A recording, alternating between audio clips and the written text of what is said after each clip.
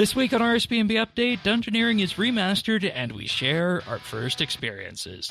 Should Dungeoneering XP be focused on a critical path or full dungeons? We delve into whether or not XP is too high, where Ruinous Weapons sit, and the awkward spot of Dungeoneering combat.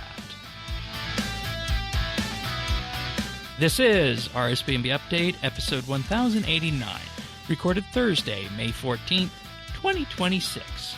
Diving into Dungeoneering.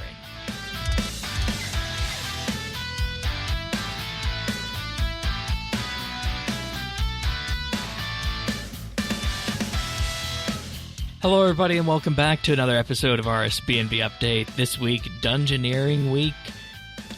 We all threw ourselves in this week. I even threw myself in to Dungeoneering, which, when you consider what Dungeoneering is and my views on it, that means a lot. That means a lot. It's a maxi minigame, as the people on this panel will tell you. But that's of course Pern, everyone's second favorite Australian. Welcome back, Pern. Thank you. G'day. Yeah, I'm the same as you with the Dungeoneering. It's not a real skill; it's a maxi minigame. But this has made it. This has been a very good improvement. It has. Also joining us is Zant. I said you had to be on the show because Dungeoneering was your favorite skill you mentioned, and you've been having a time this week, haven't you? Yeah, I think this is kind of cemented that it's my favorite. I just enjoy it. It's fun. Fair enough. It's been a good week of nostalgia getting back into it again. Fair enough. And of course, Lemon as well, ranked 60th Iron Man in the world. You asked me to be on this episode to talk about Dungeoneering, and when we go over exactly some of the methods that you've been highlighting and how that has changed my Dungeoneering experience, I think that makes sense why you're here. But welcome back, Lemon. Always a pleasure. Alrighty, so many people would know that this podcast doesn't go anywhere without our experienced tier Patreon members, so a big huge thank you goes out to them, and that includes Amos Reed, Bladecom, Dominic R, Jade Gizmo, Jason S, Jesse W, Julia W, Keski, Lemon Lounge, Luminos, Ricky A, Psy Oasis, Smavin, Snail Mage, The Naked Captain, and Tim. You'll hear more about our Patreon offerings a little bit later in the podcast, but of course, in the meantime, if you want to follow along, full show notes can be found over at update.show. We have a friends chat you can join in-game, which is at Bits Bytes, and the community Discord is over at update.show/Discord. All right, so let's just jump in right here in terms of looking at Dungeoneering. This skill came out in 2010, and it was one of the last things, I believe, that Andrew Gower actually worked on at Jagex. And it was something that they'd wanted to do for the game for a long time. And it really never received many updates between now and then. It got like incremental things like the sagas. However horrible you might feel about those, it got the divination update for it, but we really didn't see much for Dungeoneering aside from things outside the dungeon, and it's just kind of sat there, languishing for the better part of almost 16 plus years. So let's just start with you, Zant. How do you feel this week in terms of jumping back in? Feels great. It's definitely smoother than before. A lot of the annoying parts of Dungeoneering are way less annoying now, and it's just overall a bit of a more frictionless experience. And the environments look great as well. Like Warped and Occult Force especially, they're not as nearly as dark as they once was, so it's just way more readable. And I think that kind of just incentivizes people to use the actual lighting down there instead of just putting a skybox on. So, yeah, I'm pretty satisfied. I still don't really care for solo Dungeoneering that much. Okay. And there's some questions in my head whether the activity of the skill is going to be maintained after this update. But right. I'm hoping it does, because from the group dungeons I did this week, I've had a ton of fun. And you were just using really like fun. The World 77, right? Yeah. And that was absolutely popping the first day. It was like it was 2011 again. And was there any, like, I know one of the thwas that was big in the past is there's always like discrimination amongst, whether or not you had specific things unlocked or where you were at, or were people more willing to just kind of just jump in with everyone and go? I think from what I saw, people were a bit more willing to kind of just form parties because, I mean, I think for a lot of people, it has been a while since we've actually trained this. And there's a lot of people who are coming into it really giving this kind of dungeoneering like a first real stab. So I think there's a bit more flexibility there, but I will fully admit, like most of the floors I were doing were like higher warped floors with Sure. people who are, they have the Sure. levels for that. So I didn't really experience much of that, primarily because I was going for warp stones. Right. I still haven't unlocked I floor think, 60. That's how much I have not done dungeoneering. I have 120, Oh my but I've God. never been to floor 60. yeah, we discovered that in one of our groups this week. Oh, if that's not an indictment of how so many people feel about dungeoneering, Well, I I don't mean, know I what did is. 113 to 120 at the hole. So Exactly, He exactly. deserves to have the hole on his cape, mind you. I've been saying it forever. how about you? Yeah, those that did in the hole just have this big hole in the middle of their dungeoneering cape. How about you, you Lemon? I want to read a statement that I made to somebody in the Clan Quest Discord last week about, how are we feeling about the update? I said, I expect some of the things I personally enjoyed about it to be removed and a lot of the issues other people had not being substantively addressed. We've not really heard much at all, so I guess I'll wait and see, but my expectations are so low, they're a tripping hazard for cats. And I was wrong. I was wrong. Um, this might be one of my favorite updates of the year. Wow.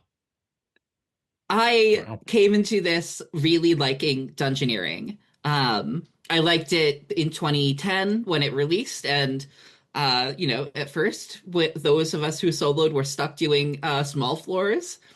Eventually, they gave us mediums to do, and then eventually they gave us larges and all the rest of it. But Right, this has because really as an revitalized Iron, you weren't my love able for to it. dungeoneer with other people until relatively recently. Correct. Like 2022 or something like that. I'd have to check that date, but like really recently, right? Now some of us still tend to solo by choice. Part of that is part of that is like, I'm working on a CGIM and we could only dungeoneer with our other Yeah. teammates and nobody wanted to dungeoneer with me. So And some of but us solo it's been great. because of PTSD from when it first came out and they were stuck there. Yeah, ain't that the truth? All right. That is a huge endorsement. I know for myself, I was very much of the mood when this update was first announced that I really don't need to have anything to do with this update aside from playing it to cover it here for the show. Because I have 120. This is probably in the bottom 3 of my most favorite skills, as in it's like down at the way bottom as you get closer and closer to 29. So I was like, yeah, probably not. But I got through this, and I, just feeling this initial solo experience, testing some things out just for the hell of it on Monday. Yeah, that was actually good, and I was surprised how it felt. I don't necessarily know if that was the changes that came through or just that it felt as though I was being more adequately rewarded for what I was doing. Solo dungeoneering floors around 245k XP at level 120. Like, yeah, okay, if I was going for 200 mil, this would be great. Then, of course, we did some group runs. Just put out the call in the Discord one night, and a few of you guys showed up for that, and that was fun as it was. And group dungeoneering has always been, a good thing to do on double XPs if anybody needed it, but also, of course, recently on the GIM as well. And that was kind of just the way that I interacted with dungeoneering in the recent years, aside from the whole. But I do have to say that if push comes to shove and the full GIM group is not available, and I need a few dungeoneering levels for there, I would have no problem just plowing through and and running those with the changes that have been made. And I didn't think a remaster would do that for me, because obviously the environment work is one thing there, but just the quality of life when it comes to some of the puzzle rooms in particular, including the ferret rooms and whatnot, that just was top notch this week. So it's much appreciated for me. Curious if anyone has favorite changes to puzzle rooms. No, they still got those stupid ice platform ones. I didn't get that one.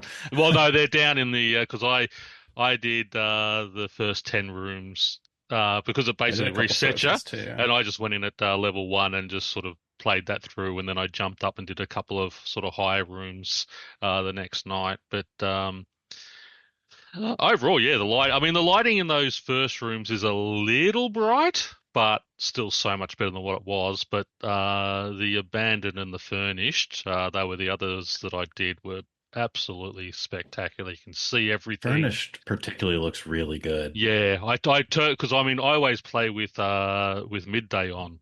I turned it off to obviously to see what the environment was like, and didn't turn it back on. It was fantastic. And I'm someone who is not a fan of dungeoneering, and again, my experience is 99% solo on the Pern account to 120.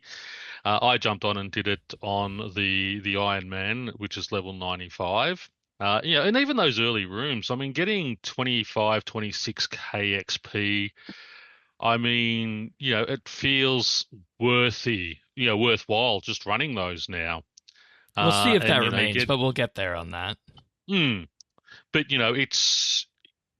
it makes us, it feels a lot better. I mean, obviously I have to remember to turn auto retaliate off, but the unlocking the doors, even the fishing ferret was fine, and he walked better and didn't just randomly walk into a hole when it was overall a much better experience. And I still call it a maxi mini game, but it is a lot better. It's chalk and cheese when you compare it to what it was. Zach, you mentioned puzzle rooms in particular. One that comes up from what we ran into was the magical construct room. That once you activate that That's the one I was going to mention. Now our favorite friend. Doors at once rather than needing to make the circle around the room. God. Yeah, he's just so cute too. How can you not love the Golem friend? I think another really good one love is the suspicious grooves. The 3 rows. That's what I was going to say. Spikes. Yeah. When if you fail it, you go over it. Exactly. Yes. Exactly. It is a little bit awkward if you're trying to go back out the way you came, though. That was a room before. That was a room before where you either investigate and make it take forever, or you accept that you're going to take like 12k damage. Yeah. That's what your free revive each floor was for. Pretty much. Yeah, that was a pleasant surprise that they did that with that one. And overall, when you look at the quality of life changes that were made to the puzzles, I think that those help, right? But I don't think that's the true story here of what has made this update feel impactful for us. I think the quality of life around puzzles is good, but I just think it's the general reimagining of how the dungeoneering flow should be. Specifically, that when you look at one of the biggest changes that was made, it was the removal of the prestige system. They specifically talked about, we're removing it and we're replacing it with a rotating system that will give you a different buff progressively as you move through the floor set, to the point that they end up stacking. I think that helps, and it's definitely not as strange as the old one used to be. And it's just easier to play with, I think. Much better. I kind of expected. Sorry, go ahead. Okay, cool. I kind of expected to not like this as much as I do because to me it just feels like another way to incentivize you to do every floor in order and basically perform the same way as you would Prestige. But this is way more seamless. And honestly, Yeah. I didn't notice it. I didn't pay any mind to it. I'm just doing floors. If I have buffs, I have buffs. If I don't, I don't. And they're not buffs to the point where I feel like I need them, which I think is the important thing here. Which but Prestige, you absolutely needed to do that, or you were tanking your XP.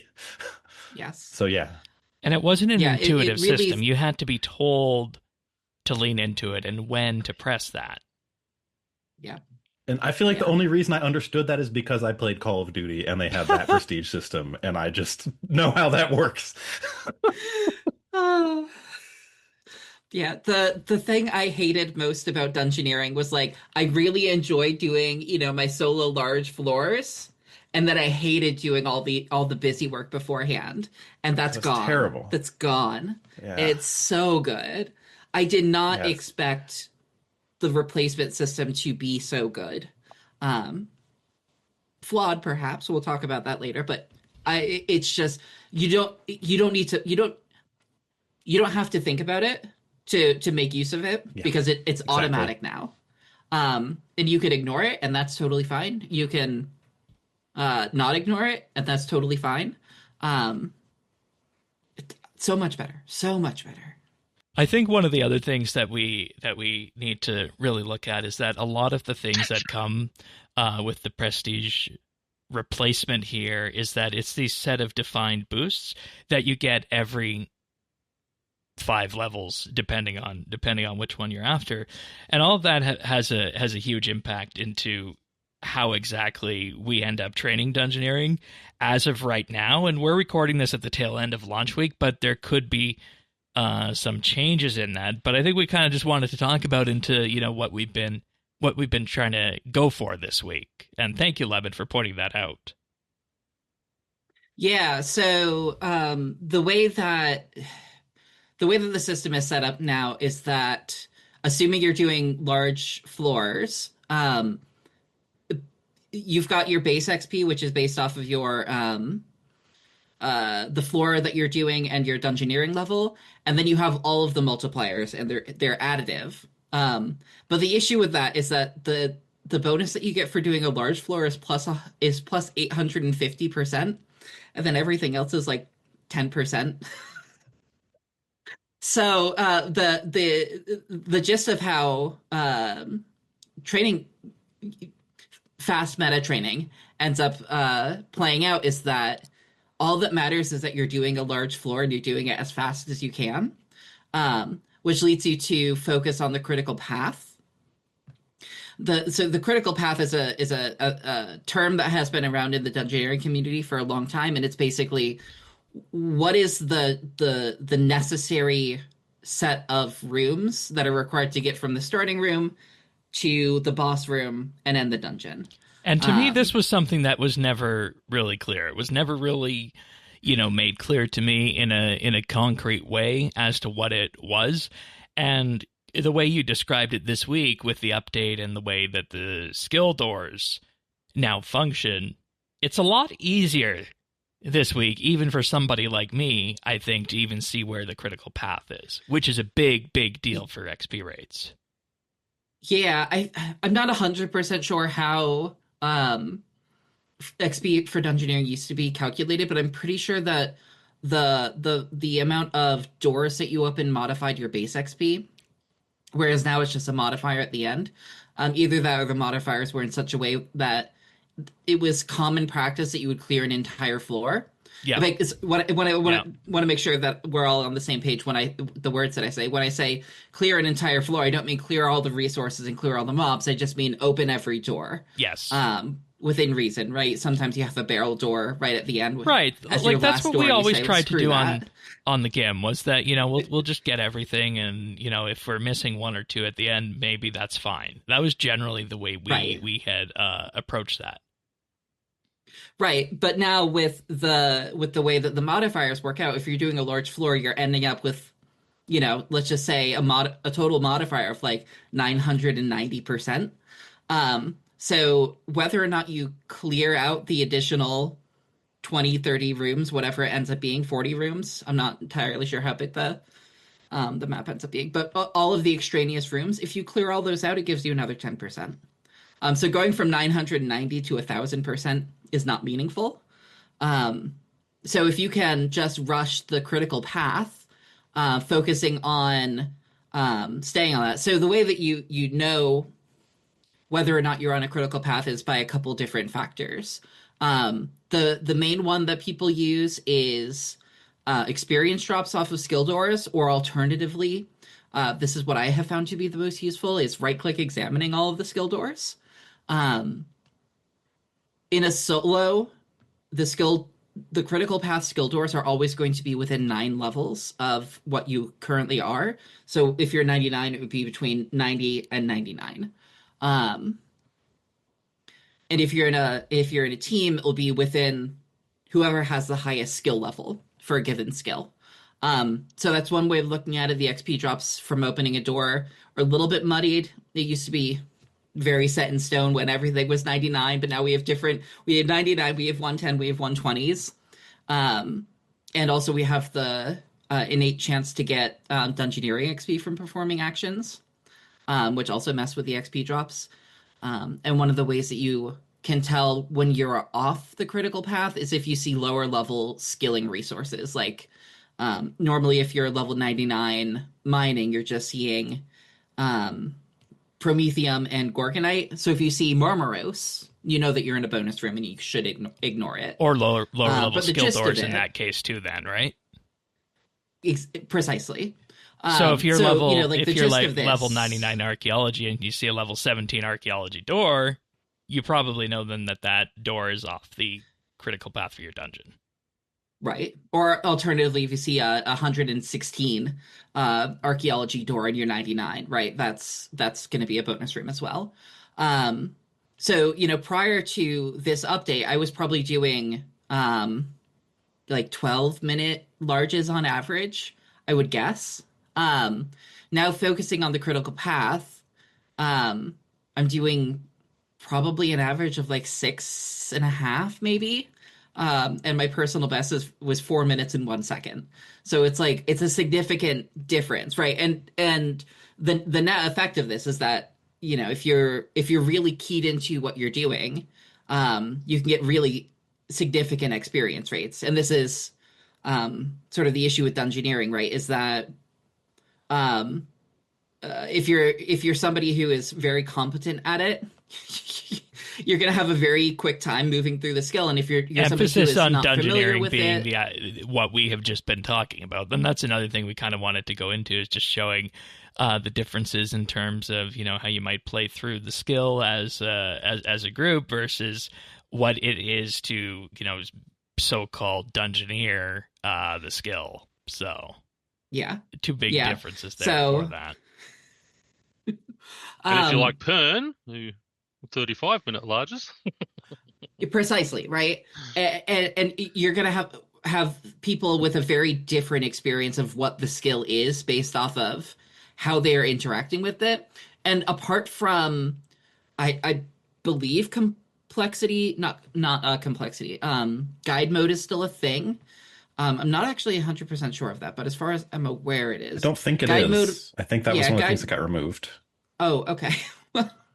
Guide mode I think I just read that, actually. Or was a functionality you could turn on for a dungeon that reduced the amount of experience that you gain for a dungeon, but would highlight the critical path for you. And that was like the only way that the game had of like teaching you this, but it didn't really teach you. It just showed you what it was, and you had to piece it together. So like the way I learned about that, like I knew that like this is a thing that I knew about in the back of my head. But when I needed to implement this week, I went to a 10-year-old Reddit post. And that's where I got the information that I needed to implement these strategies. So in terms of meta training methods, right, you're looking at either in a solo or in a team. The only difference is that teaming should be faster because you're dealing with more people for the same objective. doing large floors, doing them as fast as possible. The thing that you should keep in mind with what we said about the bonus rooms not mattering because all you got would be another 10%. The floor XP boost that you get from prestiging, in air quotes, right? Doing all of the floors one time as you move through them to get these buffs, these accumulating buffs, that doesn't really accumulate to anything either. Because at most you're getting 120%, but that's only if you're level 120, or is it 116, 119, I guess, for floor 60. And you get that for the one floor at the very end, right? Every 5 floors. Yeah. This buff goes up by 10%. But the difference of even 10%, 100%, 120% isn't that big in the grand scheme of things. And the only thing that determines your base XP that you get prior to modifiers is your level and the floor that you're doing. So therefore, you're better off running on repeat then, within reason, the highest floors you can. Right. And because of the way so the floor XP is linear. It's just 100 XP times whatever floor you're on. So floor 1 is 100 XP. Floor 10 is 1,000 XP. Floor 60 is 6,000 XP. But the XP that you get from your level is exponential. So at level 1, you're getting 100 XP for floor 1, and you're getting 63 XP for floors for your level 1 dungeoneering. Versus at 120, you're getting at floor 60, you're getting 6,000 XP from the floor and another 24,206 from your level, right? So the level benefit matters a lot later on, but it doesn't matter for peanuts early on. So especially early on when you're training, you really should just be doing the highest level you can. There's some other assumptions in there, right? Like one of the big assumptions in this is that like you're doing all of the floors at the same speed, which like that's not going to be true. If anybody has done Stomp, you know that's not true. But also like you can't control what bosses you get, right? And in every bracket of floors, you've got fast bosses and you've got slow bosses. So 3 barrel rooms. One of the things that is really nice for me about the way all of these things add together is that it is perfectly fine and appropriate to just do your highest floor over and over and over again. And you don't need to worry about like, okay, I need to do these 5 floors over and over again, or I need to do these 6 floors and then reset and then go back and do this. Right. It keeps you in the flow of doing the dungeon, which is like really integral for having like a good experience in based off of the dungeoneering I've done this week. And that's a fundamental change too from what people used to previously do. They would do those highest ones, rush the lower ones, and then once everything was done, all reset with that. And I wonder exactly how they want this to be, because we look at this and we look at the critical path and the maximal XP you can get in the post that came out this week in terms of things that they were looking at.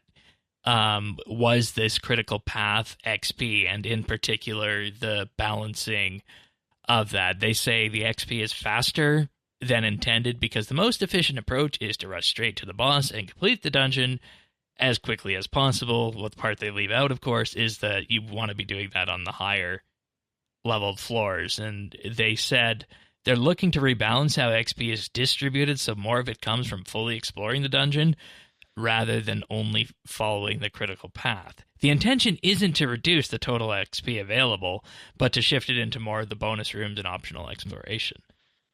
So I just want to highlight that a chance of what we're saying here could potentially go all out the window in the next week or the week after following this, whenever they get these changes in.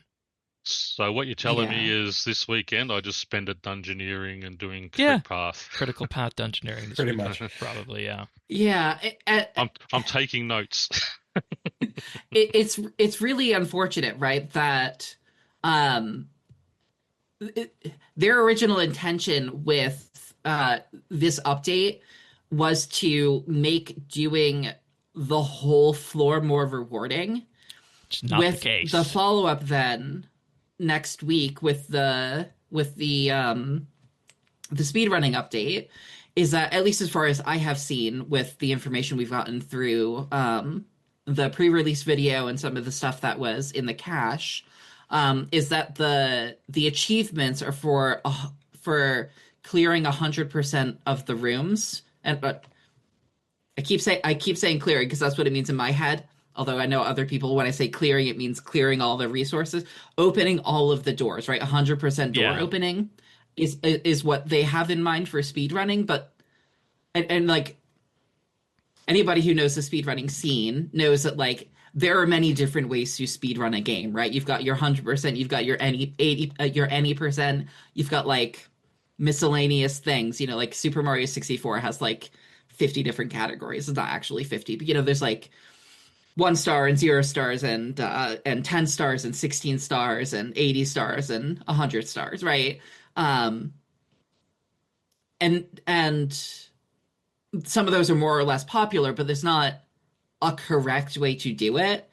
But it seems like they have a certain understanding of what speedrunning dungeoneering is, Yeah. and this doesn't match their intention. No. Even though, at least for me and for the people I have been talking to, this is a very compelling way to interact with a dungeon. And I wanted to say that because one of the things that, I enjoy in most of the games that I play is maximizing towards, one thing. In Star Trek Online, that's DPS. And, lo and behold here, I actually found that crit path chasing method of dungeoneering to be very, I don't necessarily know if impactful is the right word, but very rewarding to the way that I see things.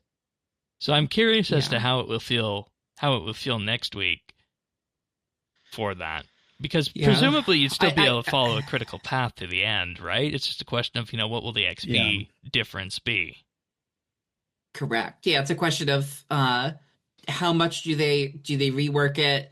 If they're shifting the experience from just completing the dungeon to completing more of the dungeon, presumably, right? Even if the experience per dungeon remains the same, your effective experience per hour is going to decrease, right? Because it's going to take you longer to obtain that experience. Yeah. And, like, are there instances in which dungeoneering experience is too high?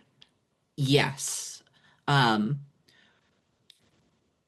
but think that you need to be very particular in how you pinpoint that, because right now, like for instance, I've probably been doing like 2 mil XP an hour, give or take, to maybe 2.4 mil, while I've been training on the GIM, doing like 6.5 minute floors or whatever I've been doing,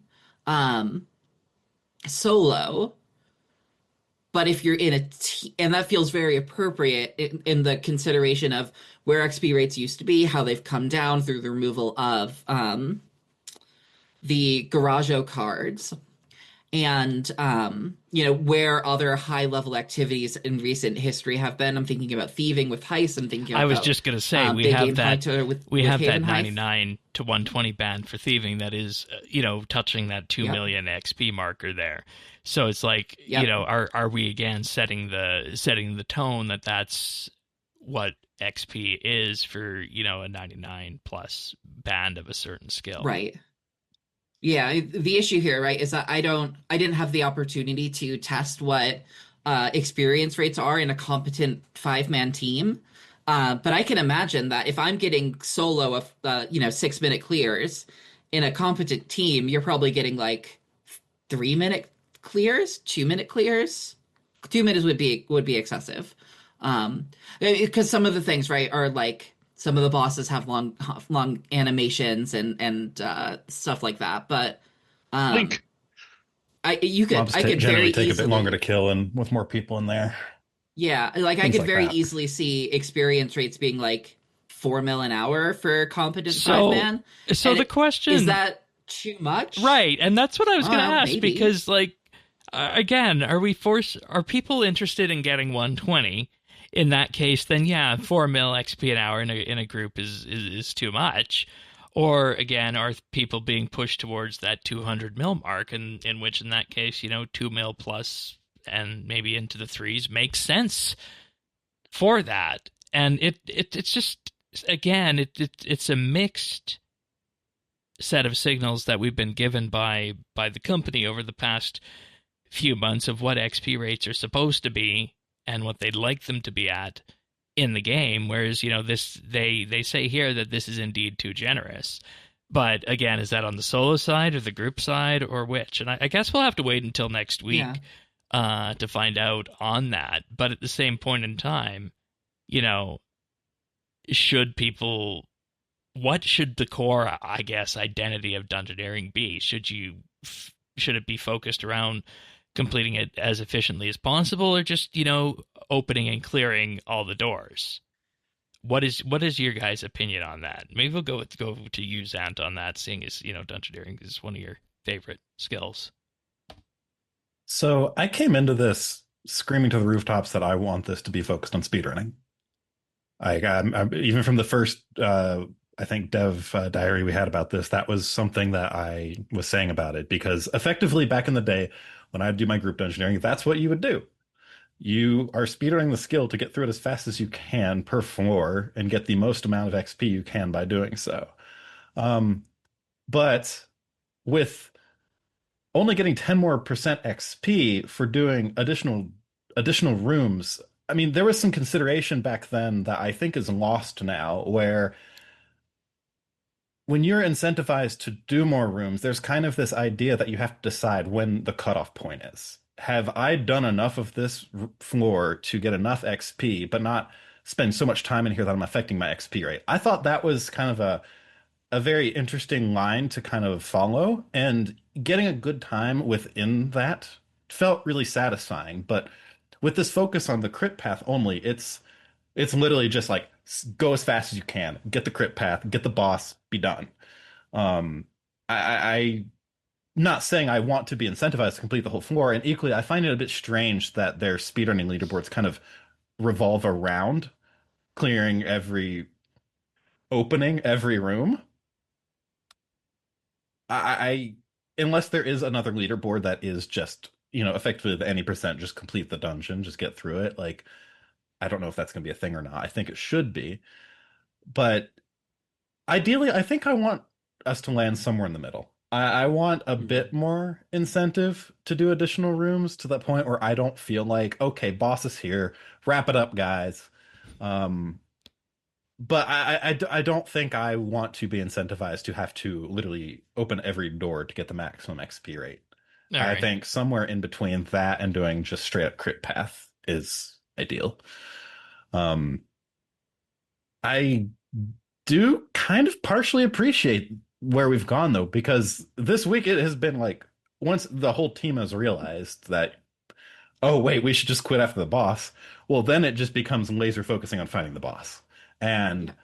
that gets fun. People really focus on that crit path. And it's just, is that what we want dungeoneering to be? Do we want it to be ignoring everything else and just focusing on the boss? Yeah, because the sense was in the blog Um, post that they didn't want that, but that's what we got here. Um, I so I don't think know we if got a little bit of an overcorrection with that kind of yeah, and the change. thing is, I don't know if an XP rebalance is coming next week or how far out that is with this. So, what do you think, Perrin? I know you are I when mean, it comes to this, you like completing the floor. yeah, well, I mean, I didn't know about all that sort of crit. I mean, I knew there was a crit path, but I never knew how to find it. I just, yep, there's a door, open it, go through it, and if I find the boss, great. If I don't, that's it. And with the 2 floors I did in large last night, I think I skipped two or three rooms in one, and I completed the other, and there was no difference in XP. It was, And therein lies the point, right? Yeah, that's it. Yeah. It doesn't. I mean, for me, dungeoneering's still not a skill. It's something that I just want to get through, get the levels, get the rewards, get out. It is more fun now, though, I will admit. And I started liking the skill, obviously, on the GIMP account when we were doing the team and chatting on Discord and having a laugh at each other and things like that. Before that, take it out of the game and I wouldn't have cared. I just didn't. I mean, I hated it more than I hate agility. It was something that was just there to be done to get my max cape. The prestige system, as you said, was always a pain. I like the idea of I'll be able to just go, I want to run 5 floors. I'll start 5 levels below my my max, and I'll just run those floors. I know, obviously, as you're saying, just do your top floor, jump out, do your top floor, jump out, but that jumping out, going back in, I just like that flow of finish, next room, finish, next room, not having to sort of go and basically re-log in. Those buffs that they give really don't interest me at all. If they're there, they're there. If they're not, they're not. Simple. But I think overall, the improvements that they've done has made it a much better experience running through and such. Yeah, and I think the big thing at the end of the day is just that question about whether or not critical path dungeoneering should be the meta, and depends on how that goes with speedrunning, what players ultimately want at the end of the day, and how it feels. And I mean, like, even if fully, unlocking the dungeon gave what? An extra 30%? Where would the cutoff be, Lemon, you think? 30%? To do that? I think the issue is that it would need to modify the base XP. Right. Because the problem is, right, that you're always getting 100%, right? And then you've got all the modifiers on top of that. And just doing a large is another 850%, right? So 950% XP is coming from just doing a large floor. So if you want to make it so that spending, let's say, 50% more time, twice as much time in the dungeon is worthwhile, you need to be looking at, on the magnitude of, like an 800% multiplier. Which, if anything, I think they're going to go the opposite XP direction. Yeah. So, okay. I don't necessarily know if that bodes well for critical path dungeoneering then. If they want the focus to be on unlocking all the rooms. Yeah, who knows? So, I think what will likely happen is that some amount of experience will get shifted in some way, and crit path running may not be as good, but it's still better. And is that right? Overall, like a better place to be? Is that a decent compromise? Probably. Sure. Like, again, the thing to keep in mind with this is, like, if too much XP is coming into the game through this, and it's coming in through the ultra degenerate people who are doing incredibly fast solos, who are doing, incredibly fast large teams, if you cut their XP with the way that the system is currently set up, you're also cutting the XP of the people who are exactly. not super proficient, right? That's it. I mean, if you're cutting, the rates of people who are like, unless you're adding some sort of like silly multiplier where it's like, well, you get more XP if you spend more time in the dungeon. Like that just seems very strange. it's just like as you were saying. I mean, you were doing 10-minute rooms. You're getting 2 million XP an hour, but the way, I mean, I'm not great at it. I'm running through. I'm getting maybe 400 or 500k XP an hour. So if we're going to halve yours, you're also going to be halving mine. So my 500k goes down to 250k, and then it's going, well, I'll just go back to doing which is horrible. the old way, which is the well, obviously I can't wait for the hole anymore, but just doing things like sinkholes or doing elite dungeons. Because what was the XP rate on elite dungeons? That was fairly high, wasn't it? I don't know. I always heard they were like.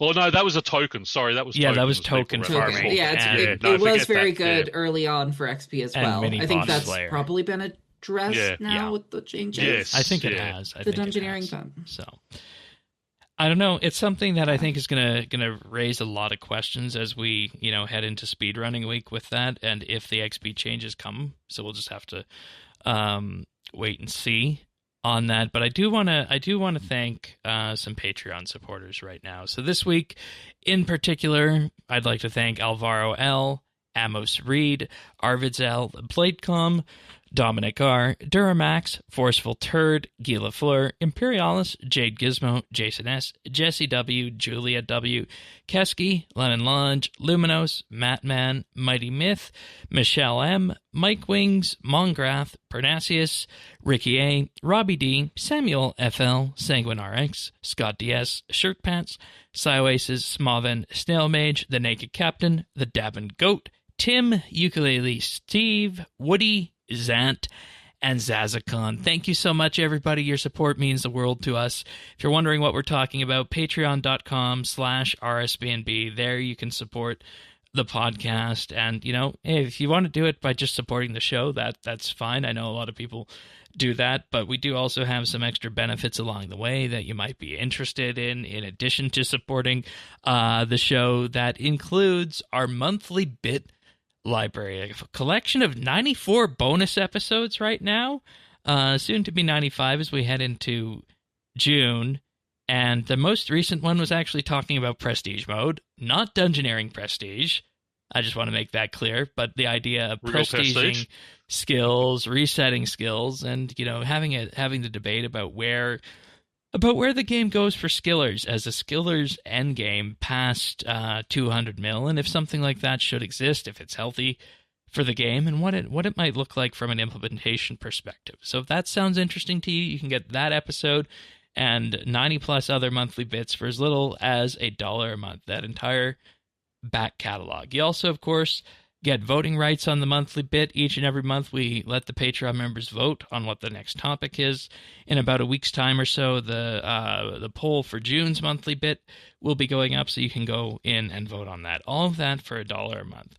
We then have our community tier at $3 a month, where you'll get a special Discord VIP rank, a special chat channel, and monthly stereo, or not monthly, a monthly shout out on the show, and weekly stereo versions of the podcast. And as part of the community tier in that channel, we do all sorts of things. We talk about what the next monthly bits could be, what topics for the show could be on quiet weeks. Then we do our community nights every other month or so.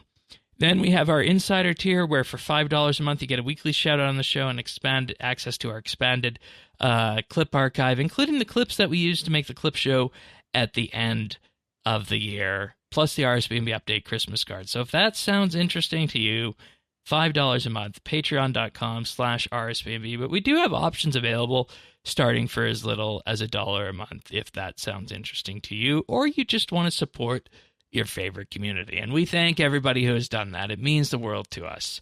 Thanks so much, everybody. Thanks, guys. All right. So with the question of where Dungeoneering goes in the future, in the next week or so, in terms of how they do XP, out of the way, I think we have to look into a few of the other things that we wanted to talk about for this week, and in particular, the life points of the monsters and the bosses in the dungeon, they're kind of pushovers. Still. Yeah, they didn't really. The bosses, I think, could be way spongier or way more difficult, and it still wouldn't be hard. Yeah, Yeah. it's to the point where in some of my pursuit of the warp stone, I'd be 2 rooms over while they're starting the boss, and it dies, but before I get there. And we actually found out this Yeah. week with that that to get the warp stone, you do need to do damage to the boss. Yes. Yes. So, that plus the fact that, like the Hope Devourer and Warp Floors, that thing has like 20,000 HP and a 5-man. Like, really? I think it has like 12k in a solo. That's like Yeah, that's an so ability and a half. I don't know what they were talking about making these like Yeah. more difficult. That one, if anything, seems like they made it easier. I don't remember Yeah. it being anywhere near that easy before. Yeah, I it's mean, combat power it's very creep, of course, but it's very frustrating, right? The bosses, because either they're a pushover and they die in 2 seconds, or That's bleak. you've got needless like phase transitions where they take no damage or massively reduce damage, or they just don't yeah, take that Warmonger's much got that damage. issue. Yeah, and it's just like it's either 3 abilities and you're dead and it's dead, or this fight is gonna take a minute no matter what I do. And it's like, the boss isn't hard. and an annoying And minute at that. Yeah, yeah. This is something that I find very funny thinking about speedruns coming next week. Or let me rephrase it, the speedrun achievements coming next week. Because you can only pick your floor once per day, but what boss you get is really going to be a big factor in whether or not you can do a good speedrun. Right. If you get Blink. Calgar, the warmonger, whatever his name is, Oh, like you're done. You're easy. Is this going to turn into like Pokemon speedrunning where it's like literally straight up RNG? Yeah. yeah. I mean, to a certain degree, that's always the case, but like, yeah, it's that thought came to my mind today, and I have not it has not sat well with me. And I mean, we're throwing that question out, and I think there's going to be a portion of the community that is going to be interested in doing the speedrun achievements. I think Of we walk course. away with that for sure. But I think Yeah. the vast majority of people, the people who are connected and looped in each and every week are going to go in this week, play a few floors of Dungeoneering, and move on with their lives. And the people who are going to be left to face the ramifications for all this are the people who are on new accounts and are training up and want to max. It's that's what's going to impact their play style for it. So That's it. And those people who are going to go for those speed run high scores and such are probably people who aren't that interested in the XP anyway, because they're probably already all 120s and things. They just want to get their names on a high scoreboard. So They're probably the people who already have 1 bill Dungeoneering Exactly, XP and you yeah. just don't know it. That's right. like Tim Tim will be doing it with his 2 bill. Unfortunately, he could not be here this week. Tim is a member of our group Iron Man, and I think he has, like Over 2 bill. He's clocked it 10 times. he has gone over 200 mil 10 plus times on Dungeoneering. So if there's The people people who love Dungeoneering really love Dungeoneering. Exactly, and they're going to I keep don't love doing it that much. But that's it. The people who Me do neither. love it are going to keep doing it for the sake of just enjoying it. They don't care on the XP. Whereas someone like me, I want the XP. I want to get through. I want to get, my drops, and I want to get on and move on to other things in the game. So, I think if any adjustments they're going to do for the XP drops is locking the gate after the horse has already bolted, because it's I don't think it's really going to affect right, and that combined with the balancing of the mobs really raises a lot of questions about what they want Dungeoneering to be. Whether they want it to be, a skill that you can effectively min-max through critical path and, blow the bosses away really quick, or if they really want it to be, actually, this is actually a really good analogy for it. in computing. Okay, this is gonna take a minute. We have these ways of representing data that are called graphs, and the best way of thinking about this in the real world is when you ask Google for directions to get to a specific place, it uses a pathfinding algorithm to find the shortest path. And then you can similarly search through these graph hierarchies. You can either go deep first or you can go breadth first. And what we're doing in this case of using the critical path dungeoneering is we're specifically going deep down one specific path to get to the end, whereas what Jagex wants people to be, they want people to effectively be going breadth first on dungeoneering, where they are exploring every room based on what's been said, at least. So that's something that I think is just two very, very different ways of looking at the skill. Just like, is speedrunning going to be, the meta with the idea of going depth first with the critical path, or is it going to be opening everything else up along the way? And then the question is, well, should the mobs, be pushovers as they are now, or should they just get brought up a little bit more? Because I don't think anybody who has, a fairly moderate grasp of PVM and RS would find any of the bosses in present-day dungeoneering all too difficult. I mean, if I can do them if I can do it with my eyes closed, anyone can. Right. I mean, everyone complains about Stomp, but all it is, okay, you have to run around and get a couple of crystals. It's an annoying boss, but it's not a hard boss. Blink is the only one I find hard. Well, even with Stomp, the times when you're actually attacking him, he just melts. Exactly, yeah, that's right. You spend more time running around and picking up crystals than you do actually hitting him. And even that last hit, if you haven't got all the crystals, he goes down to 1 HP. You still have to get those last crystals to, it's forced time delay. Yeah, and it's effectively two different views on the way dungeoneering should be. And when the XP changes come in next week or the week after, we'll have a pretty good idea of what they want for it. But it's interesting we're seeing the same sort of fracturing point on the XP as we are on the mobs and bosses, where the bosses and mobs really haven't been. They said they toned them up, but I mean it doesn't. Let's have a look. We've got mobs out in Slayer, and they're far harder than any of the bosses that are actually in dungeoneering. Yeah. One thing I will say, just as a throwback on the mob point, was, does anybody remember the spear meta? Back in the day, spear was meta because the different combat stances actually mattered for. Oh, and the spear had all of them. Yeah. And the spear had all three. Yeah. Interesting.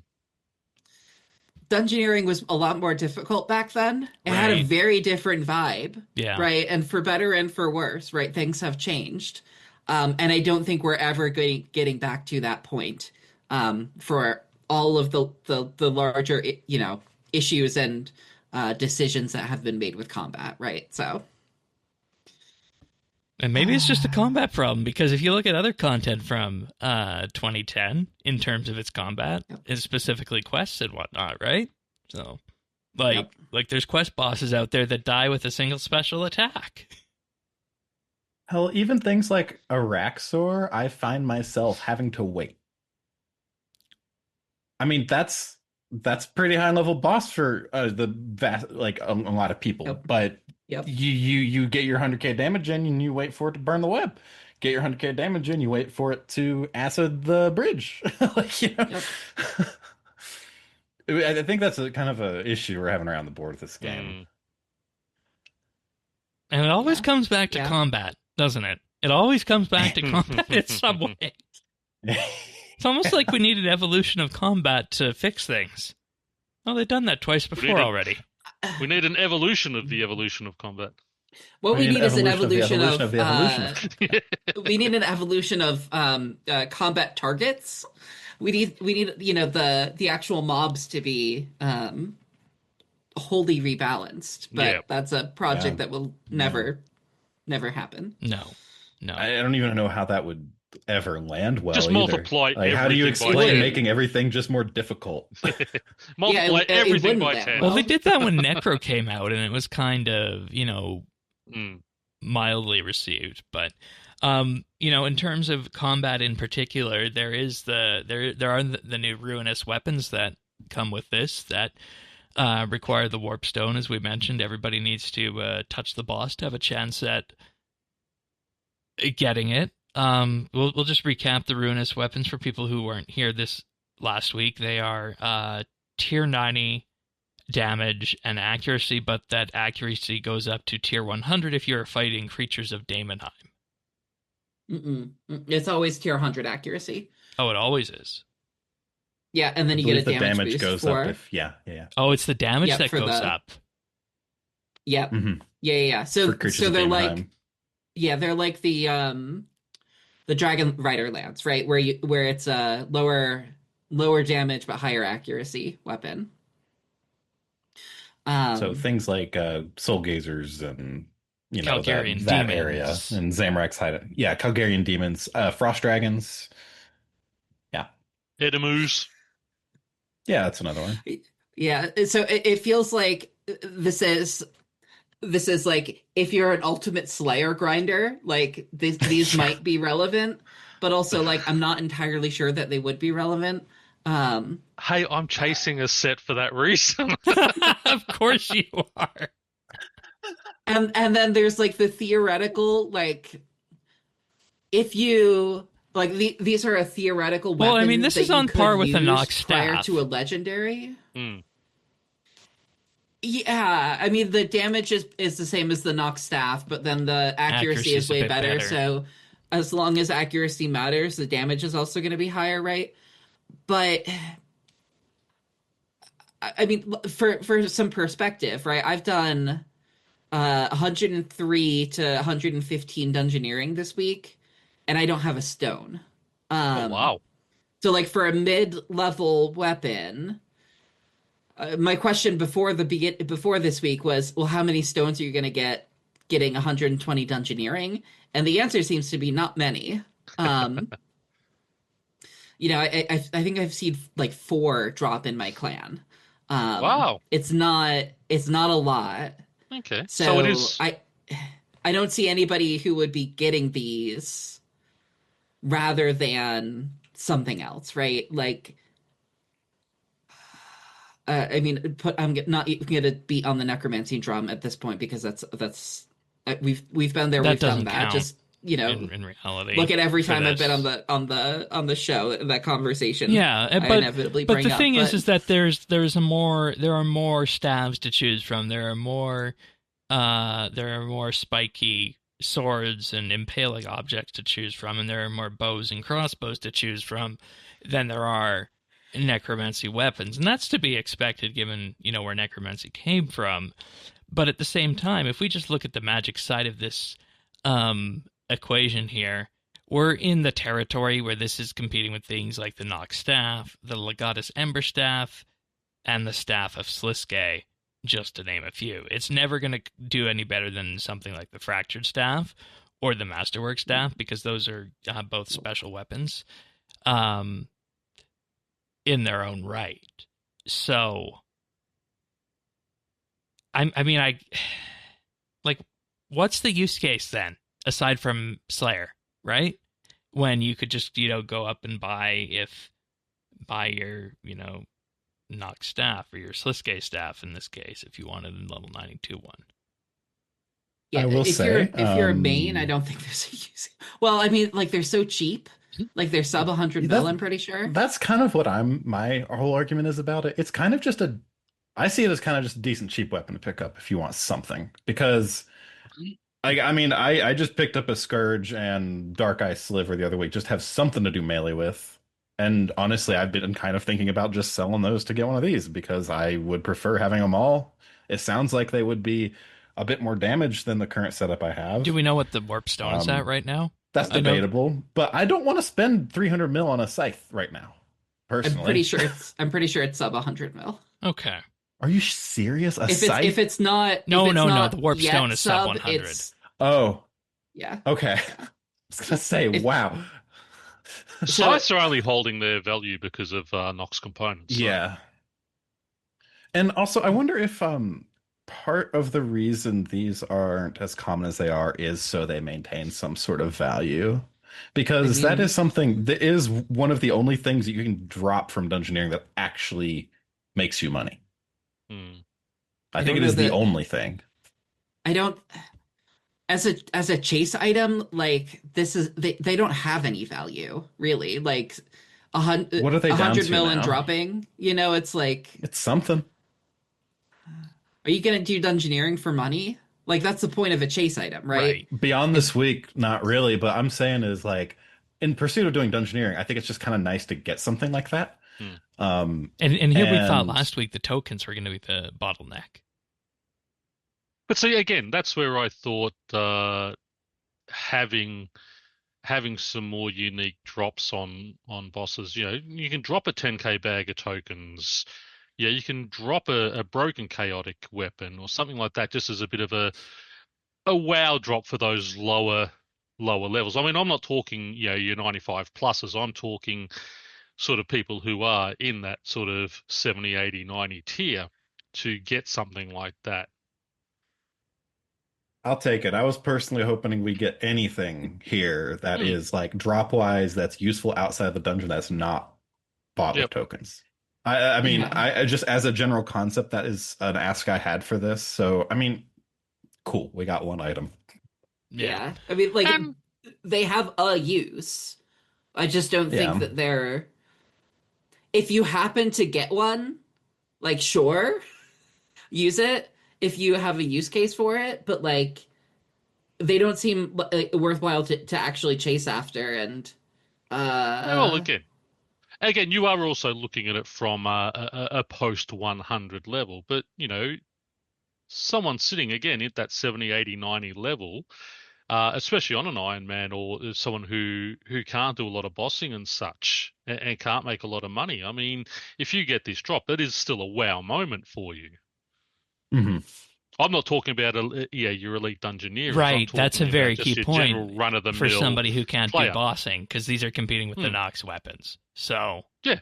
and there are So for people myself Yeah. there are people who on wouldn't the do Araxor.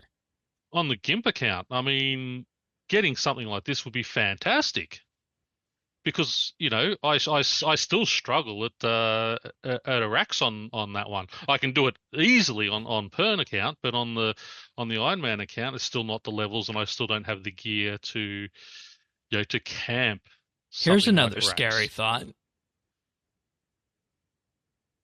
Leagues comes around. There's a 400-point league task for getting one of these stones. How much dungeoneering are you doing to get one of these stones?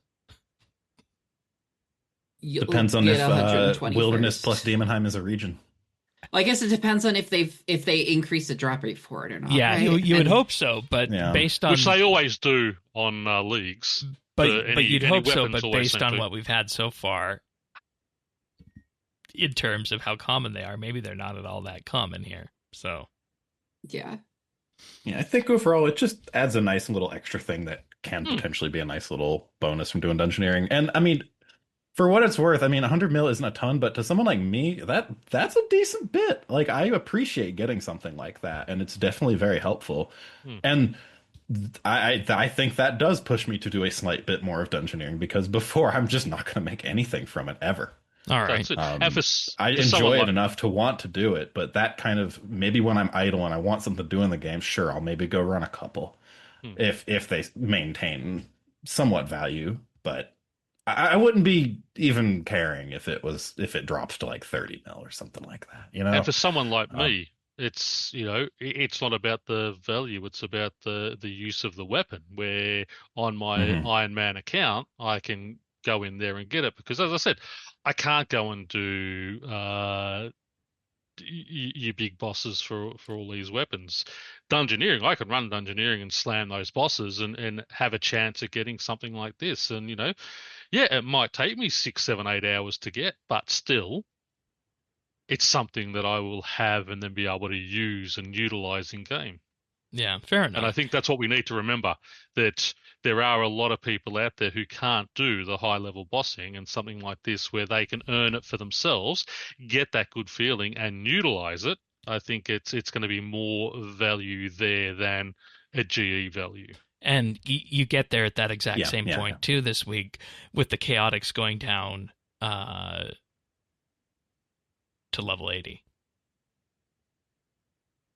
Or level 70, I mean. I'll be very hyped if I do get one of these in leagues. Yeah, I guess my final thought on the Ruinous Weapons is like I feel like the people who this is for would be better off making a masterwork weapon instead.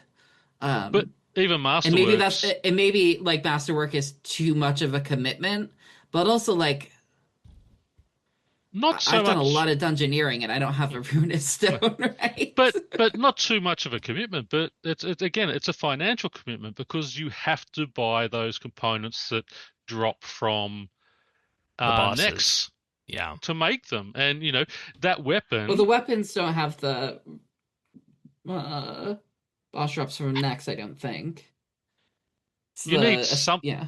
Yeah, you need something though that add that You comes do from need stuff bosses, from so- bosses, yeah. Yeah, I will, yeah. which costs you money. So either if you are an Iron Man, you have to be able to fight those, or B, if you're a skiller, you have to be able to have the money to buy those parts to break down to get those.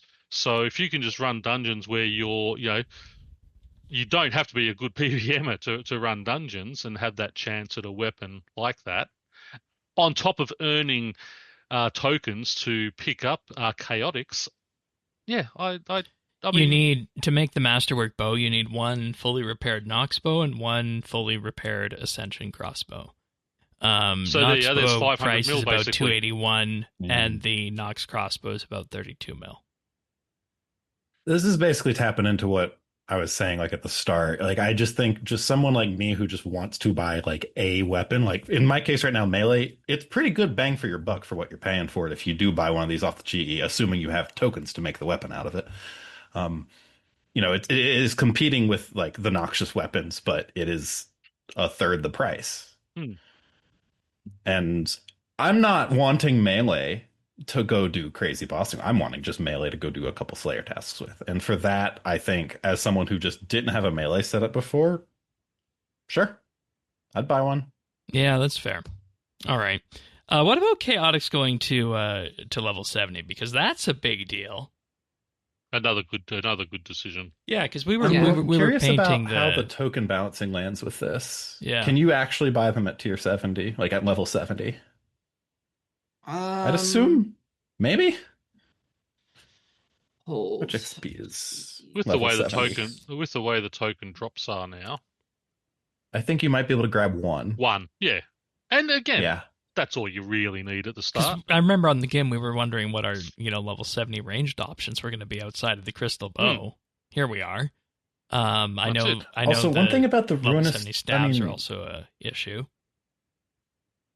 I also find it kind of weird how the dual wield, like you need 2 warped stones to make the dual wield set. I did That's notice just that. odd Oh, to do me. you? Like you also, need also, the offhand is pointless because it's just a tier 90 stat stick because the offhand doesn't give you accuracy. I didn't realize Yeah, that. So it's like, why double the price for dual wield? Like, It's very silly. basically- Especially when yeah,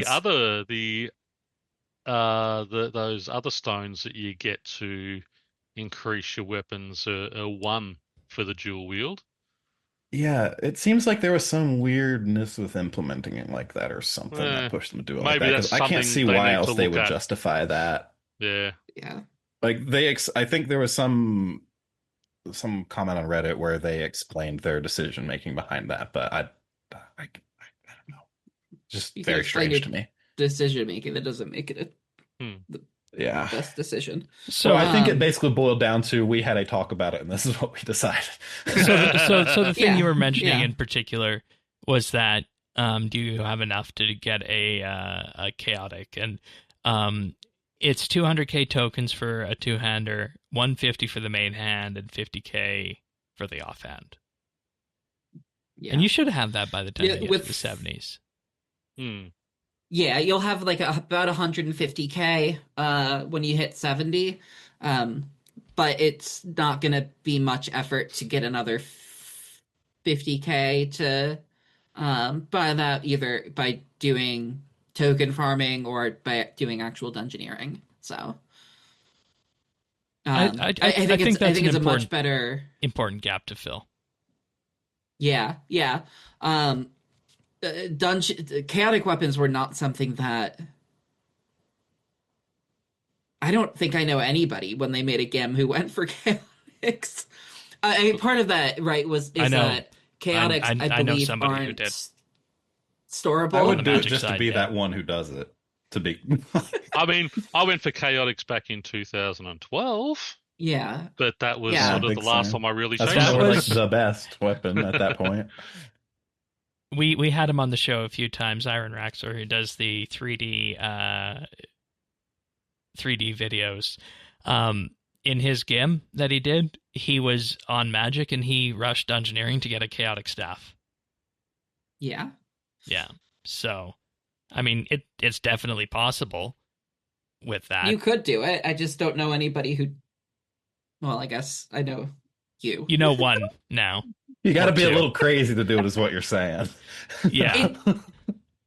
Well, I mean, when you consider the fact that like most people don't like dungeoneering, and also like if you're committing to it on a game, you kind of want to rope your teammates into doing it as well, which is like a bigger sell, or a bigger ask. Anyway, it's a good change. I'm also thinking it's a good change. I'm also thinking like around that level 70, 72, 73 where you get that like 200K, like what other dungeoneering things would you have wanted to buy by that point instead of a chaotic? I think there's quite a few other things that are probably quite useful to just have. Some of the scrolls, for example.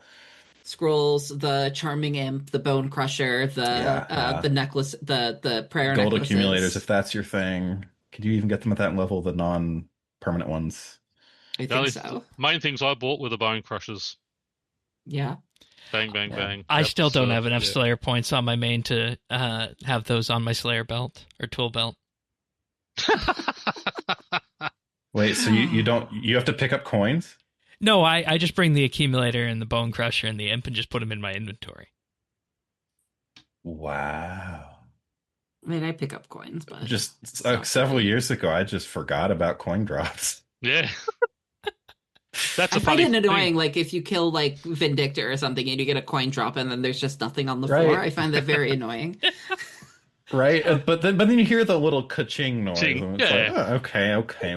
But I found it going back to do the dungeoneering. Speaking of differences, I'm just so used to just clicking once on an item from the the one click on OSRS and then clicking, like I'm clicking keys, but something's killed near it, so I'm not actually picking up the key because it's opening up the thing to pick up Yeah. which one you would pick up, and I'm running off and I'm going, where'd that key go? And then I've got to go back and Well, actually, I think the gold accumulator solves a pre-loot interface issue where a lot of people kind of just left a ton of coins on the ground. yeah. Yeah. Another suggestion I saw this week on that was to add a archaeology relic that makes it so that you pick up any key into a room that you walk into. Oh, that would be That amazing. would be awesome. That would be. Oh Even with the yeah. Christmas loot beam, I still sometimes miss them for some reason. I Sure, yeah. I don't know why. All right. That's As the thing goes, as we start meandering, it's time to move on. Yes. The Chaotic Grimoire. This is something that is massively impactful for Magic primarily. A little bit maybe ranged. Or sorry, melee, I mean. But everybody seems to be focused on I picked one up just 'cause. equilibrium on ranged and apparently melee as well. Yeah. But definitely for Magic, you want your critical strike chance. This is 7% compared to the 11% of Erethdor's Grimoire, and the 12%? upkeep. Oh, 12? Why do I always confuse 12 versus 11? I don't know. And the upkeep for this in terms of page is only 5,000 Dungeoneering tokens to buy a page. It's peanuts. You can keep this up Now. with elite dungeons that you're doing. You can keep it up with the archaeology collections, or you can just keep it up by running a few Dungeoneering floors every so often. So, Yeah. So it's a great mid game option for Magic. Magic is extremely reliant on crits for adrenaline gain with Tsunami, so this is like really important. Um, and the Grimoire is so expensive to upkeep that it's very difficult to get into. It's that 5% difference is a big difference, but for I was wondering mid game and how that for would cheap land stuff. and where this would sit then Yeah, between that and the regular Grimoire. I saw one person do a comparison on Reddit. I didn't think it was a really great test, but that's neither here nor there. I mean, critical hits for Magic turn directly into adrenaline, so and later on you're getting damage bonuses as well from them. So it's really important to get your crits. But early on, like the difference of not having anything and having a very cheap thing that gives you 5%, or sorry, 7%, that's a big deal. Especially if you, I mean, the sort of the issue, right, is that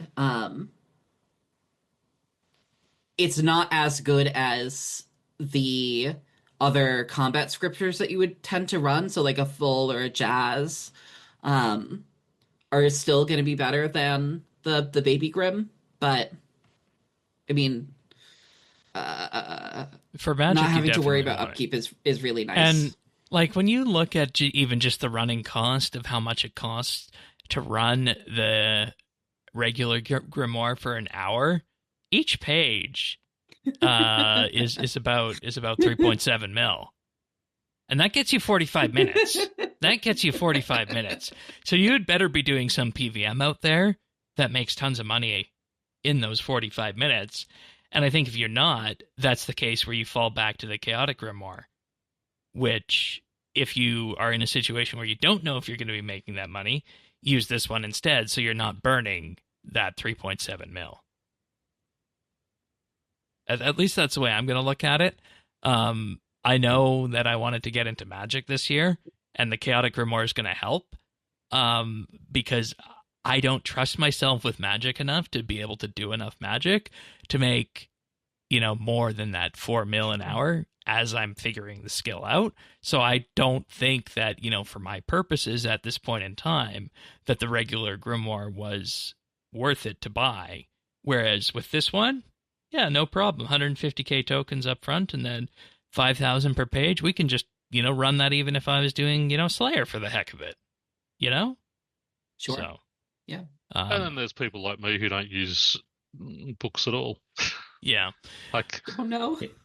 Well, I just I have think the existence of this.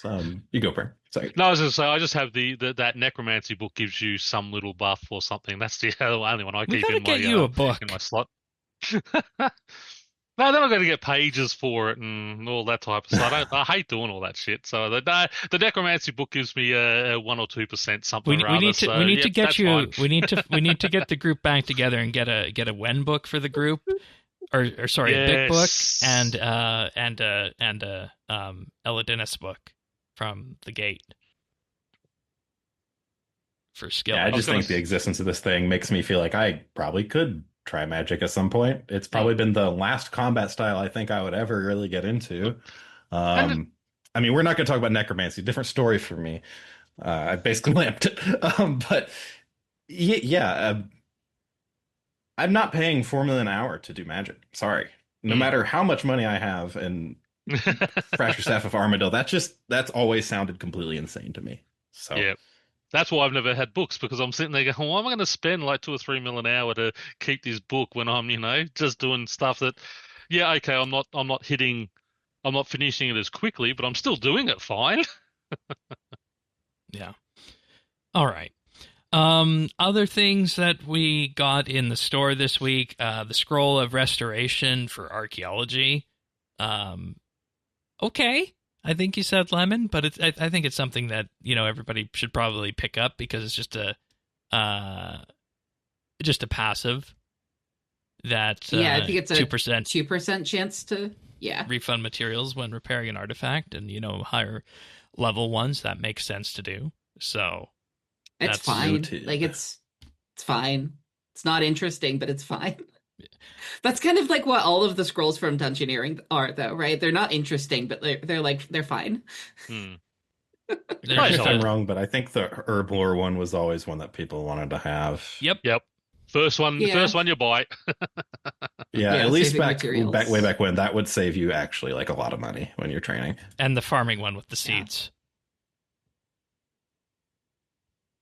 Or am I the only one for that? No, I got No, them No, all this is good no too. idea if I've bought Okay. them on the GIM or not. All right. And you know, I mean, seeds aren't as expensive as they used to be, but still useful. 80% reduction in cost of the Melior potion recipes. Yeah. The Perfect Plus potion is really important, honestly. And it's such a faff to get because it's just roll the dice every time you get a page, and either you spend forever trying to get them through Dungeoneering, or they used to be 500k tokens.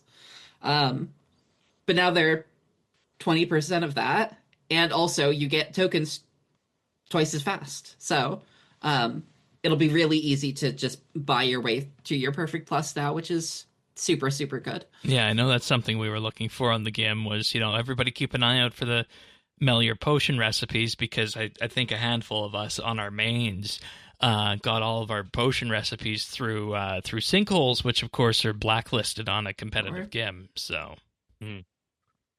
Yep. And that's another reason I still run every floor, because I'm looking for the pages as well. but overall, anything else on the reward side here before we move on? No. Don't forget you can spend your tokens on experience. So Do you really want to do there's- that? What else are you gonna spend it on? You buy a Hey, when I ferret- went for ferret 120, pet. when I was going for 120, I saved up the amount of tokens you would need to basically do 119 to 120 in one go. So I got to Okay. 119 and then just bought it. I know a lot of people used to do that. Yeah. Well, Because once once you you got buy all the everything chaotics else, and such, you just yeah. what else are you using tokens for? Like, Yeah. Yeah. I think I spent like 4 or 5 mil tokens on XP this week. So Okay, fair enough. 4 or 5 mil XP for free, which, Hmm. it's a couple hours saved. And here Yeah. I was thinking I was going to need to sit at the Daemonheim Archaeology site on the GIM and just buy my Dungeoneering XP with those tokens. So perhaps not. No. Ferret pets. I know you were mentioning that, Purd. yes, You got a bunch of different colors for them. I love my Ferret of Doom. What color did you go with? The Ferret of Doom. It's a different one to just the basic one. There's a Ferret of Doom as well. Oh, okay. Yeah, I think you have to buy all of the other ones, and then it's literally level 9001 when you examine it. Okay. Okay, sure. I was wondering why it It's said that. such a meme. I love it. So the base parrot is ferret, not parrot, is 750, and then you got 5 Ferret colors pet. to buy on top of that for, or no, 1, 2, 3, 4, Yeah, 5. 5. Yes, we can count. 12. No one- purple, 1.2 unfortunately. 1.25 million Dungeoneering tokens on Can't win every Cosmeticscape, and 2 million tokens for the retro celestial robes. Do they just hate Sagittarian? Like, come on. I want that cosmetic. Jagex, if you listen to this, what the hell? Do you hate Rangers? Okay, sorry. Unhinged moment over.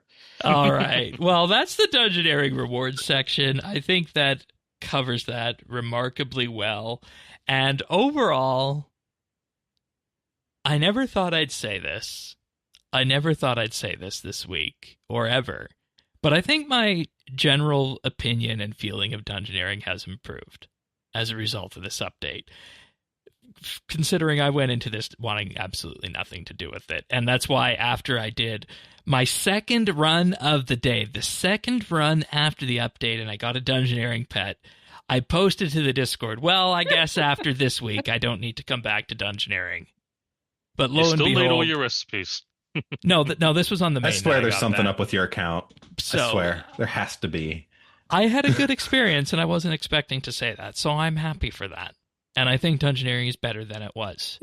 And Yes. I would tell Agreed. people to come Agreed. back and play it if they'd been away, and I would have no qualms, diving in with a less than 5 group now as a result of this update. So well done, I think. Well done. Yeah. I will add that I was talking with Zerdones earlier this week, and he hated Dungeoneering before this update, and he still hates Dungeoneering after this update. You can't win them all. Well, It's still Dungeoneering at the end of the day. It is still know? Dungeoneering, right? This isn't the massive rework we were hoping for. No, that's true. Some alternate reality where that was going to happen, It's gone from hate to dislike. At least it doesn't literally feel like trudging through mud sometimes now. Yeah. Do we have 1 minute for me to just talk about 2 graphical things real quick? Yeah, we do. This is the conclusion and any other things we might have missed section. Okay, cool. Yeah, so one little itty bitty thing that it kind of bugs me a little bit. They added a bit of fog to the dungeoning floors that is in the theme of the color of we know how the you feel floor. about fog. This is a different problem with fog. Okay. Yeah, so it does the thing that you see in some like the older Jagex environments where the fog goes to the point where it meets the skybox and then it just cuts to a different color. So if you look on a warp floor, it's like it's red and then the background's just black. Just make the fog fade to the black. So what you're saying, no, what you want is you just want them to Daredevil fog. I just want it to look somewhat believable. Foggy was a character in Daredevil they just killed off in the first episode. Okay, thank you. Thank you for explaining. So yeah, I'll quit hammering on fog, but yeah, that was a strange thing to me that it looked a bit odd, like especially in Warped, it stands out quite a bit. And I've just completely blanked on the second thing I was going to say now because I started laughing. So we can move on. All right. I'm curious if I did not notice this at all, and I'm curious if that's because I've just been like too hyper focused on the min-maxing of Dungeoneering, or if like my graphic settings are different and like I don't know, like I have fog. Well, I did notice in your video you something. do have the skybox on. I thought that skybox looked great in that warp floor, but didn't it? Oh yeah, that's the Eclipse skybox. I mean, honestly, like I was always. kind of hoping. I was kind of hoping with the graphical update they would almost give them some sort of skybox-ish that kind of contextualized what you're actually inside of. But you wouldn't see. But still... here's the thing: you don't need, like, I don't know. Do you need a skybox? Because if you imagine this, you're in like a room with some kind of ceiling above your head, and for our purposes, us seeing the adjacent rooms is a accessibility thing to enable us to play the game better. But if you put yourself into a first-person Dungeoneering, you would just be seeing the room and presumably some kind of, rough environmental big ceiling. cave. Yeah. Yeah, and I'm not meaning like render a ceiling over you or anything. I mean like warped floor, just set the background to that red they're doing with the fog. Occult, set it to that kind of dark purple lean into the individual themes of the floor a bit more in this kind of subtle way. Like I think they missed the mark a little bit there. I think they tried with the fog and the warped and other floors where it has that kind of coloration to it, but it looks off when you see it in the distance. Yeah. All right. Speaking of the occult, in that case, I remember. Good. I remember. Okay, I am really surprised they didn't implement point light shadows into this. I thought that was going to look absolutely incredible in dungeons. Like if you go up to a torch, it doesn't cast a shadow of your character or anything. So in RuneScape, point light is effectively just a light that is from a single point and it emits all directions outwards. So like a candle or a think your lantern. Torches. Yeah. With the Asylum update that came in with Sensiston, they introduced the ability for those to cast shadows. So when you're walking around an environment that's lit only by those and not ambient environmental lighting, it actually casts shadows when you're moving past torches and things. That looks like it you would expect. But in Dungeoneering, they didn't implement that at all. I assume it might have to do with the fact that for a giant large floor, that could probably get a bit taxing.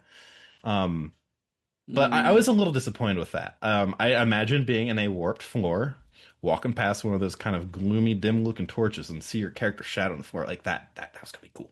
That was gonna be very cool. I'm a bit disappointed with that, but I kind of understand. Yeah. Like it seems like it was just a ground decoration pass and a lighting pass, basically. But if it's lighting, then Yeah. maybe it had to do with what was added or not added to the environment that played an impact there. So, Yeah. all right. I was mentioning the occult in particular, and I realized that sounds like something we probably should not be messing with. But to go along with this Dungeoneering update this week, they did a marketplace update called Powers of the Occult, which has a whole bunch of new occult themed cosmetics, including an auto attack and various abilities like Deadshot, Dive, Escape, the Finger of Death, the Living Death animation for Necromancy. That's definitely a huge one. I think that's there that really stands out well. But Zan, you were saying you bought a few of that these. was cool. Yeah, I got the Surge, the Dive, and the Deadshot.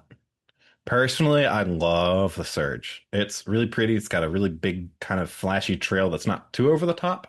But I think my favorite thing about it is it plays a slightly different pitched sound every time you do it. It's like this little magical ding sort of noise. And when you do a double surge, it makes two different sounds. So it just feels really cool to do a double surge with it. I think Dive is probably a bit disappointing. It really only shows a little purple circle around your character when you're actually in the animation. It doesn't trail at all.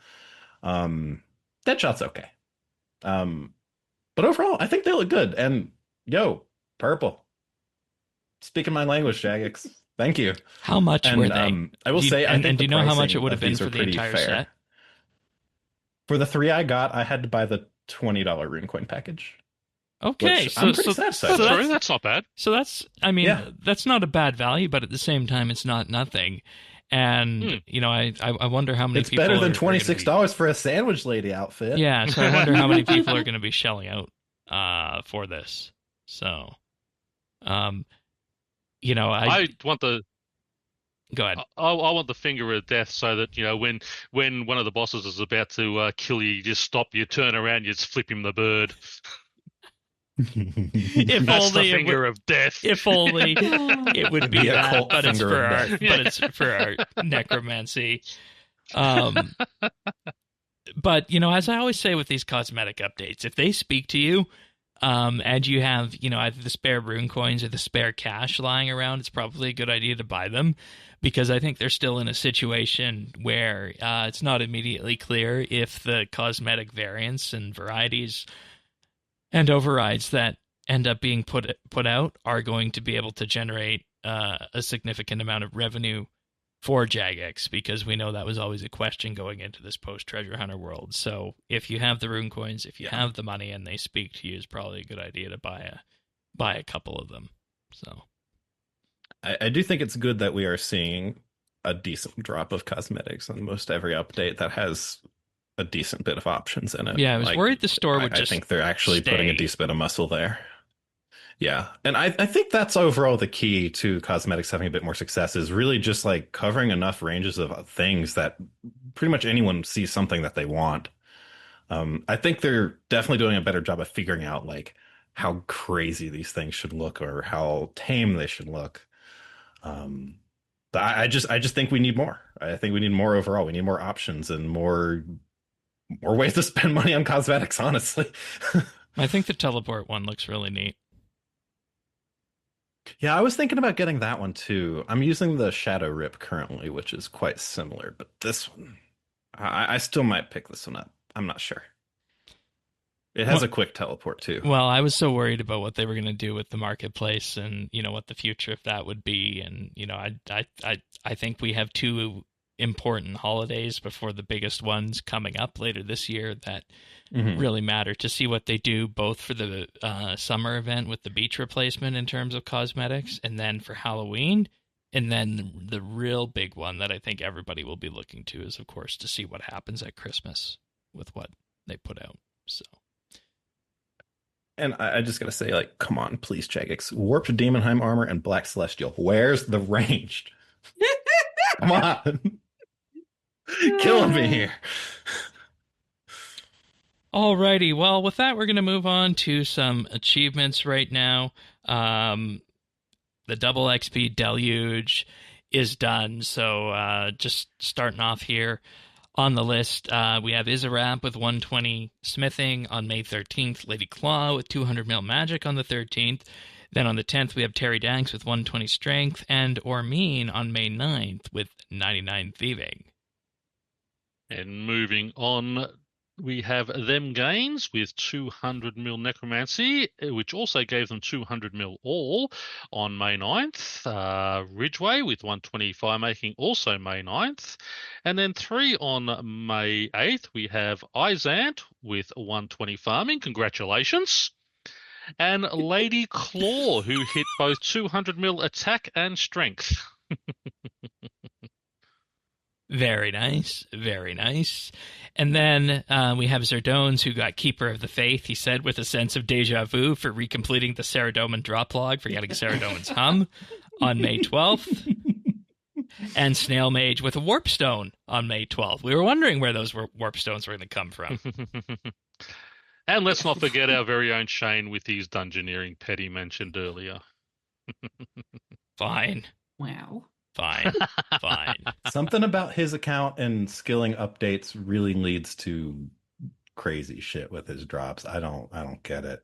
Like when they introduced 120, was it the 120 farming update or the actual pet update? It was the skill pet update. The first pet, thing. yeah, got it on the day of release. Yeah, it's like the first plant you touched. It gives you the farming pet. Like what? I'm not convinced they haven't like put some specific line of code on your character that just made that happen. It's just the horseshoe. Just And my rip out his horseshoe. and my second or third heist I did gave me the bow. Don't talk to me about heists, okay? I'm salty. But good work on the achievements, everybody. Well done. All right, you guys have a joint pick of the week here. What This do we is got Lemon's for this pick. TV show, Lemon and Sam? I was very happy to suggest this, and people go, oh. It's a really that's good sort of show. been my experience of talking about this show. So this is The Pit. It is a HBO medical drama. 2 seasons are out. Sort of the pitch, if you will, the thing about it that the is pitch of the unique. pit. The pitch of The Pit is that the show pitch. takes place, each season takes place on the course of a single day. 15 episodes, each representing an hour in a shift. Oh, that's like 24. 24 ripoff. Precisely, yes. It is a very intense show. And it really sinks its hooks into you. I started watching this the day after the last time I was on the show. I was saying in pre-show today that normally I like to be in bed, like 9:30 or something like that. I'm up late for the show. I was up until 4:30 in the morning watching this show.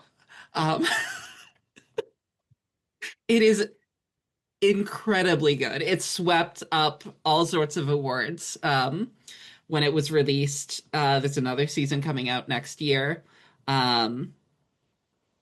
It's really good. It's really good. Zan, do you have anything you wanted to add? Yeah, so I didn't really know about the show until I think it was a podcast with the YouTuber Dr. Mike or maybe Dr. Bernard, one of those two, like one of the like YouTube doctor kind of figures, and they were just talking about how to them it's incredibly real and very accurate about how it is being in this sort of environment, and specifically it dives really into like the mental health aspect of working that kind of job as well. I will admit, it is incredibly real. Like, there's a lot of things you might not want to see if you're a bit squeamish, but that's kind of the point of the show, is to give a real look into what that kind of career is like to the people who work it, and So all saying the it's no- pressures from different levels of the hospital and patients, and You're saying it's it's very no it's very scrubs. addicting. It's very addicting to watch. My first night I watched it, like Lemon, was up until like 3 or 4 in the morning or something, and I was making it to like episode 5 when I had just decided, oh, I'll just try one episode of this before bed. Hmm. And that's Yeah, I'm currently that's halfway through season exactly the 2. same way that 24 used to be Mm-hmm. back in the day. It's like, you got to know what's going on next. I You find gotta it just know. really interesting that somebody has adopted this again as a format, and it seems to be taking off. Whereas, nobody else was really getting interested in that whole real time thing, but it seems like these guys have done it again, and people are jumping on board on it. I'd be interested to know what the crossover between Pit Watchers and 24 Watchers is. It's one I'm I definitely think gonna that be style watching. is, I think it leans itself very well for a show like this, because you get to the end of that first season and it seems like so much has happened, and then you think, wow, that was one shift for these people. That was Yeah. one day of their work life, Yeah. Yeah. and that sends the message that makes sense. You just watched their whole shift. I love here too. Yeah. It says the series has been praised by the medical community for its accuracy and realistic portrayal of healthcare workers. I So even asked my actual doctor about it if she had watched it, and yeah, Yeah. pretty much the same opinion. Yeah, on Mother's Day was just this past weekend here in the States, and my mother was an ER nurse in the 80s. Oh. So we watched like 5 episodes or something like that this weekend, and they're in Spain right now visiting my grandmother, but I made sure she downloaded everything onto her iPad so she could keep watching, on the plane and whatnot. So she's been having a very good time with it. Well, that sounds like something that might have to go on the list then for that. Looks like it's on HBO in the US. I don't necessarily know where else that would be in the rest of the world. HBO Max, it says. But well, HBO yeah, just Max. HBO. It's an HBO original. Yeah, it's They've changed their name like 4 times. Yeah. Yeah. I think the first season it's like this is like it's a Max production or whatever, and it's but like I'm watching it on the HBO Max app. I don't know why they need to change their name all the time. Anyway, Can't figure it out. genuinely, it is an exceptionally good show, and I highly, highly recommend it. excellent. Well, I think that pick of the week always works best in a situation when, like I can come in and I can give you guys a pick of the week on something that is, incredibly related to how I make the show. But I think it becomes all that much more interesting when first we can have a discussion about it, then other people have, that sort of real world connection to it, and then it's all vouched for within the accuracy as well. So wonderful pick of the week, both of you. Thanks so much for that. That is the pit. Lemon's idea, for the record. I can't stop thinking about it. Yeah, it's kind of taken over my life for the past 2 weeks, honestly. Oh. I think I was watching it over double XP, actually. I couldn't play RuneScape and watch it at the same time. I had to log out. I was doing some like really AFK stuff, so it kind of worked. Like I was trying to do heists while I was doing it, and it was too much to focus on. But once I started like cutting gems, I was like, okay, I can do this. Yeah, some shows you just can't. You have to just, everything goes off and just watch that. So it sounds like this is one of those too. So, Very looking good. forward to it. Very good. And But- Chucky's wife is in it too, Fiona Who? Dourif. Oh, I Chucky! love Fiona. Fiona Dourif is in it. She plays... She's incredible. Yeah. It's Chucky's wife, the guy who plays Chucky, or the voice of Chucky, the serial killing doll. Okay, I don't watch any. You got to of be that. into your horror. You got to be into your horror. Yeah. Actually, there's a show for everyone to watch for you, Shane. Go watch the Chucky series. Well, I did ask the Patreon people if they'd like to, in addition to our community days, ever do like a movie night kind of thing. So that might be. Yeah, we can do the old original Chucky movies. There you go. Oh no! Yeah, there we go. Anyways, good pick of the week. Good discussions, everybody. If you want these discussions and the feedback back and forth immediately, whenever it's ready, update.show/subscribe. We're on all the major podcast listening services out there: Apple Podcasts, Pocket Casts, Spotify, and more. And of course, YouTube as well. YouTube.com/RSBANDB.